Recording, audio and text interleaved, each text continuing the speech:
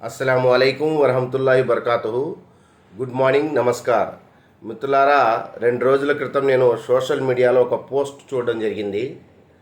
ఆ పోస్ట్లో ఆంధ్రప్రదేశ్ రాష్ట్రంలో ఉన్నటువంటి ఎన్డీఏ భాగస్వామ్యంగా ఉన్నటువంటి మిత్రపక్షాలు టీడీపీ, బీజేపీ, జనసేనలో ఉన్నటువంటి ముస్లిం మైనారిటీ నాయకులు అందరూ కలిసి ఒక జేఏసీగా ఏర్పాటు చేయాలని చెప్పి విజయవాడలో ఒక సమావేశాన్ని ఏర్పాటు చేయడం కోసం ప్లాన్ చేస్తున్నట్లుగా పోస్ట్లో వచ్చింది.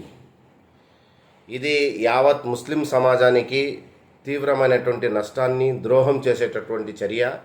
దయచేసి మైనారిటీ నాయకులందరూ కూడా ఏదైతే ఈ ఆలోచన ఉందో దాన్ని విరమించుకోవాలని చెప్పి నేను విజ్ఞప్తి చేస్తూ ఉన్నాను.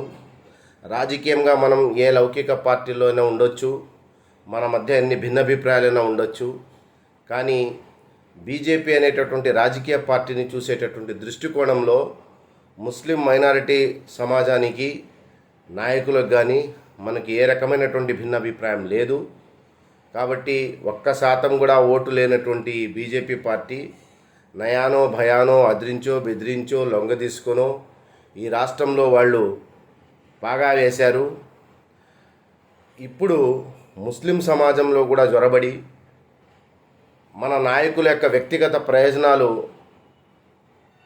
కోసం మనం ఈ రకమైనటువంటి ప్రయత్నం చేయడం వల్ల ముస్లిం సమాజంలో కూడా బీజేపీ అనేది ఒక లౌకిక పార్టీ అనేటటువంటి ఒక తప్పుడు భావన వచ్చేటటువంటి ఆస్కారం ఉంది.